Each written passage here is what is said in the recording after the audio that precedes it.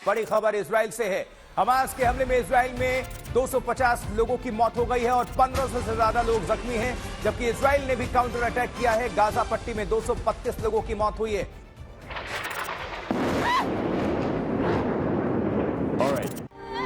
Gaza में पानी खत्म हो रहा है, गाजा में खाना खत्म हो रहा है। नमस्कार दोस्तों, कैसे हैं आप सब। 7 अक्टूबर 2023 शनिवार का दिन। ये दिन यहूदियों का एक पवित्र दिन होता है, लेकिन जैसा कि आपने भी सुना होगा, इजराइल पर गाजा की तरफ से इसी दिन एक भयंकर हमला हुआ और करीब 600 से भी अधिक इजरायली मारे गए और हजारों लोग घायल हुए। इस हमले को फिलिस्तीन के चरमपंथी गुट हमास के द्वारा अंजाम दिया गया और लगभग 5000 रॉकेट्स इजराइल में दागे गए। इतना खतरनाक हमला आज तक इजराइल पर कभी नहीं हुआ था। अटैक के दौरान हमास ने करीब 200 लोगों को बंदी बना लिया और उसे गाजा ले गए। इस हमले के ठीक बाद इजराइल के प्रधानमंत्री बेन्यामिन नेतन्याहू ने स्टेट ऑफ वॉर डिक्लेयर कर दिया। इसके बाद इजराइल भी जवाबी कार्रवाई करते हुए गाजा पट्टी में हमास के ठिकानों पर हजारों रॉकेट्स दागे, जिसमें 2000 से भी अधिक फिलिस्तीनी लोगों की मौत हो चुकी है। ये मंजर इतना डरावना हो चुका है कि लोगों की मौत और चीख पुकार के वीडियोस देखकर रोंगटे खड़े हो जाते हैं। सोशल मीडिया और न्यूज चैनल्स पर इजराइल फिलिस्तीन वॉर के हजारों वीडियोस वायरल हैं, लेकिन सवाल उठता है कि आखिर इस युद्ध और कत्लेआम के पीछे की असली वजह क्या है। सदियों से चला आ रहा ये इजराइल फिलिस्तीन वॉर आखिर कब तक चलेगा? क्या ये युद्ध दुनिया को थर्ड वर्ल्ड वॉर की तरफ ले जा रहा है? इस युद्ध में कौन कितना सही है और कौन कितना गलत? तो चलिए इन सभी सवालों के जवाब को इस वीडियो में एक एक करके जानेंगे। वैसे अगर इजराइल पैलेस्टाइन कॉन्फ्लिक्ट की पूरी हिस्ट्री बताने लग जाऊं तो काफी लंबा वीडियो बन जाएगा। ब्रीफली बताता हूं तो इजराइल और फिलिस्तीन के बीच जो करंट कॉन्फ्लिक्ट है वो आज से करीब 100 साल पुराना है और दोनों के बीच पहले भी कई बार युद्ध हो चुके हैं और हमेशा युद्ध जैसे सिचुएशंस बने रहते हैं। तो इसकी कहानी शुरू होती है यूरोप से। 20वीं सदी की शुरुआत में यूरोप में ज्यूस यानी यहूदियों के साथ काफी अत्याचार हो रहा था। इन हालातों के बीच यहूदियों ने अपने लिए एक अलग देश की मांग शुरू कर दी। धीरे धीरे ये मांग जोर पकड़ने लगी। फर्स्ट वर्ल्ड वॉर में मिडिल ईस्ट में ऑटोमन एम्पायर की हार हुई और पैलेस्टाइन रीजन ब्रिटेन के कंट्रोल में आ गया। उसके बाद सेकेंड वर्ल्ड वॉर में हिटलर की नाजी सेना ने यहूदियों के भयंकर कत्लेआम किया। इसी बीच यानी 1920 से 1945 तक यूरोप से बहुत सारे यहूदी अपनी जान बचाने के लिए भागकर पैलेस्टाइन के इलाके में आकर बसने लगे थे। जब सेकेंड वर्ल्ड वॉर खत्म हुआ तो ब्रिटेन को ये जिम्मेदारी सौंपी गई कि यहूदियों को पैलेस्टाइन वाले इलाके में बसाया जाए, क्योंकि ये इलाका यहूदियों के पूर्वज का था। 1947 में यूनाइटेड नेशंस में एक वोट हुआ जिसमें पैलेस्टाइन को अरब्स और ज्यूस यानी यहूदियों के बीच 2 अलग अलग देशों में बांटने का फैसला लिया गया और जेरूसलम को एक इंटरनेशनल सिटी बनाया गया। इस योजना को ज्यूस लीडर्स ने एक्सेप्ट कर लिया, लेकिन अरब्स इसके अगेंस्ट थे। फाइनली 1948 में इस जगह पर इजराइल नाम का एक देश बना दिया गया और अंग्रेज इस मामले को बिना सॉल्व किए इजराइल से वापस लौट गए।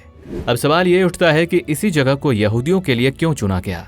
तो इसका जवाब है कि ये जगह यहूदियों के लिए सबसे पवित्र था, लेकिन वहीं दूसरी तरफ ये इस्लाम और क्रिश्चियन का सबसे पवित्र जगह था और यही असली लड़ाई की वजह थी। इस जगह के पीछे की हिस्ट्री भी काफी बड़ी है और उस पर एक सेपरेट वीडियो बन सकता है। आप कमेंट में बताइएगा अगर आपको इन तीनों धर्मों और इस पवित्र जगह की स्टोरी जानना चाहते हैं तो फाइनली 1948 में इजराइल तो बन गया, लेकिन यहीं से सारा कॉन्फ्लिक्ट शुरू हो गया। इजराइल बनते ही नेक्स्ट डे मिस्र, जॉर्डन, सीरिया और इराक ने इस पर एक साथ हमला कर दिया। इसे फर्स्ट अरब इजराइल वॉर कहा जाता है और इसी को इजराइल का स्वतंत्रता संग्राम कहा जाता है। जब यह वॉर खत्म हुआ तो यूनाइटेड नेशंस ने इस रीजन को 2 पार्ट्स में बांटने के लिए एक रेजोल्यूशन लेकर आया जिसे रेजोल्यूशन 181 कहा जाता है, जिसमें एक हिस्सा इजराइल को मिलना था और एक हिस्सा पैलेस्टीन्स को। इस रेजोल्यूशन के तहत लगभग 23% जमीन इजराइल को मिली और बाकी के 77% की लगभग आधी जमीन पर जॉर्डन और मिस्र ने कब्जा कर लिया।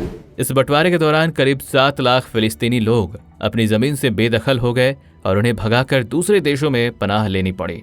यह सारा कॉन्फ्लिक्ट यही खत्म नहीं होता है। इसके बाद 1967 में एक बार फिर से अरब्स और इजराइल के बीच एक बड़ी लड़ाई होती है, जिसमें इजराइल को जीत मिलती है और वो मिस्र के कब्जे वाले सिनाई पेनिनसुला और गाजा, जॉर्डन के कब्जे वाले वेस्ट बैंक और सीरिया के गोलन हाइट्स को जीत लेता है। और इस युद्ध में भी एक बार फिर 5 लाख फिलिस्तीनी लोग घरों से भागने को मजबूर हो जाते हैं। इसके बाद एक आखिरी युद्ध 1973 में होता है, जिसे योम किप्पुर वॉर कहा जाता है।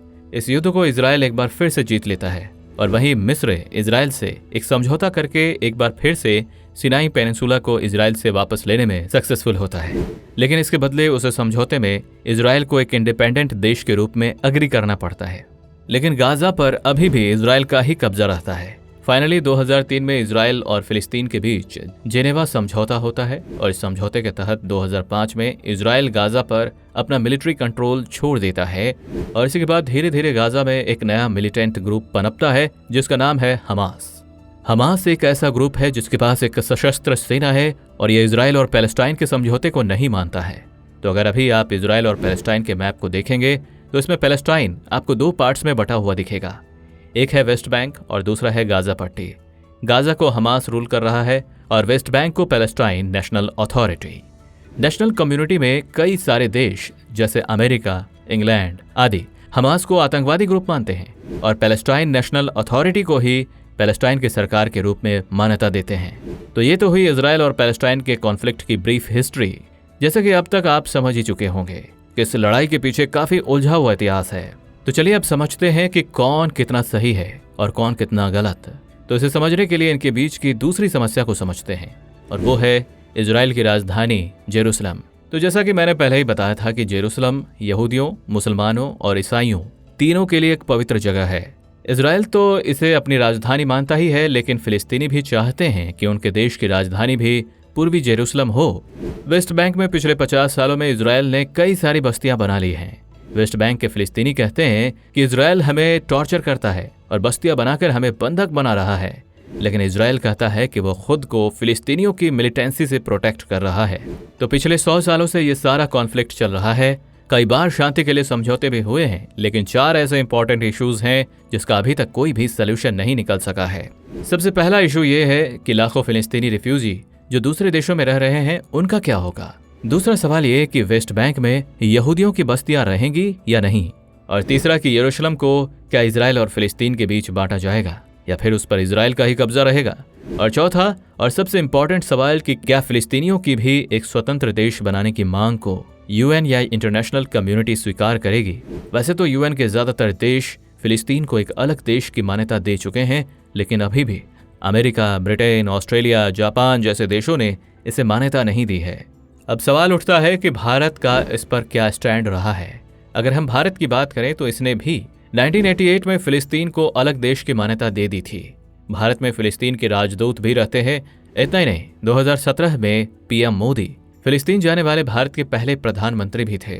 2021 में भी भारत ने यूएन सिक्योरिटी काउंसिल में फिलिस्तीन के सपोर्ट में वोट किया था। तो एक तरफ भारत फिलिस्तीन को एक स्वतंत्र देश बनाने का समर्थन करता है, तो वहीं पिछले 30 सालों से भारत और इजराइल के भी रिलेशंस काफी मजबूत हुए हैं।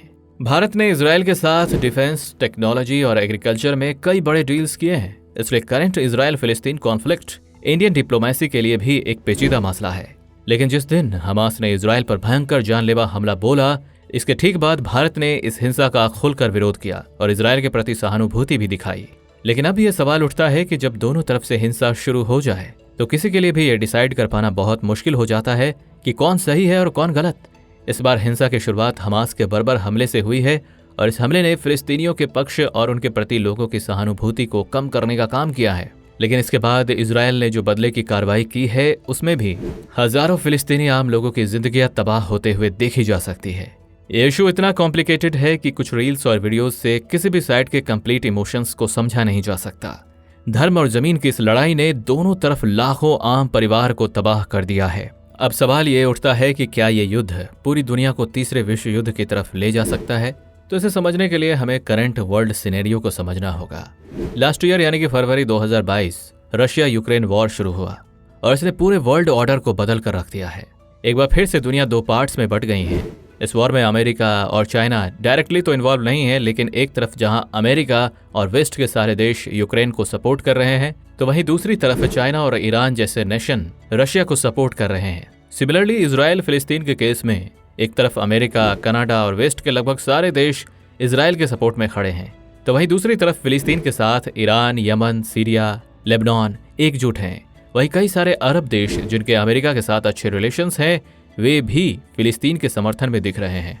ऐसे सिचुएशंस में कई सारे वॉर एनालिस्ट ये अंदाजा भी लगा रहे हैं कि अगर जल्द ही इन दोनों बड़े वॉर का सोल्यूशन नहीं निकाला गया तो फ्यूचर में थर्ड वर्ल्ड वॉर के चांसेस काफी ज्यादा बढ़ सकते हैं। वैसे अभी करंट सिचुएशन देखकर ऐसा लगता है कि हमास ने इजराइल पर हमला करके इजराइल को गाजा पर हमले का एक टिकट दे दिया है और पूरे इजरायली लोगों में बस एक ही इमोशन है कि हमास का अंत किया जाए। और इजरायलियंस के इन स्टेटमेंट्स के कारण उसके सरकार पर भी ये प्रेशर है कि वो गाजा पर अटैक करे और हमास के सारे ठिकानों को हमेशा के लिए खत्म कर दे। लेकिन ये सब उतना आसान नहीं है, क्योंकि गाजा एक डेंसली पॉपुलेटेड जगह है और एक छोटे से जगह में वहां लाखों आम नागरिक रहते हैं। इजराइल जितना ज्यादा अटैक गाजा पर करेगा, वहां के आम लोग और बच्चों की उतनी ही ज्यादा मौतें हो सकती हैं। तो युद्ध करके इस मुद्दे को सॉल्व करना मानवता के लिए भी एक खतरनाक काम होगा। वहीं दूसरी तरफ अगर हम अभी तक के सारे इतिहास और समझौतों को देखें तो यही समझ आता है कि अभी तक ऐसा एक भी सॉलिड डिसीजन नहीं हो पाया है जिससे कि यहाँ के इजरायली और फिलिस्तीनी दोनों कम्युनिटी शांति से रह सकें। तो आखिर इस पूरे मुद्दे का असली गुनहगार और विक्टिम कौन है? क्या इसके असली विक्टिम वो यहूदी हैं जो हिटलर के नरसंहार से बचकर किसी तरह वापस अपने पूर्वजों की भूमि में आ बसे, या असली विक्टिम वो लाखों फिलिस्तीनी हैं जिन्हें इजराइल के बनने के बाद अपने ही घर को छोड़कर इधर उधर भागना पड़ा और जो आज अपने ही घर में बेघर हो गए हैं? तो दोस्तों, ये एक बहुत ही संवेदनशील मुद्दा है और इसे कई नजरिए से देखने की जरूरत है। उम्मीद है कि इस वीडियो से आपको इजराइल और फिलिस्तीन वॉर से जुड़े लगभग सभी एंगल्स को समझ पाए होंगे। तो अगर आपको ये वीडियो पसंद आया हो और कुछ भी नया सीखने को मिला हो तो हमारे चैनल को सब्सक्राइब करना बिल्कुल भी ना भूलें और कमेंट में जरूर बताएं कि आप नेक्स्ट कौन सा वीडियो देखना पसंद करेंगे।